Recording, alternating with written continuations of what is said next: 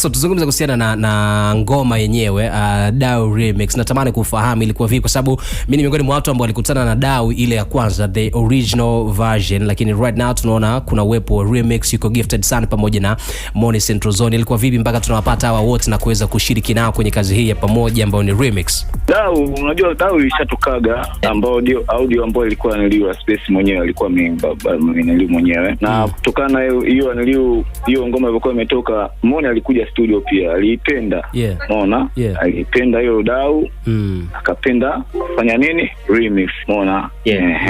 Kwa wakati huo tulikuwa tayari tupo katika maandalizi ya kufanya hiyo remix, kwa sababu tayari kwa Gifted tayari kwa shafanya. Umeona? Ilikuwa kama bahati, Moni alikuja akasema nimeipenda sana Dau, naomba nifanye remix. Nataka nifanye na niliu remix.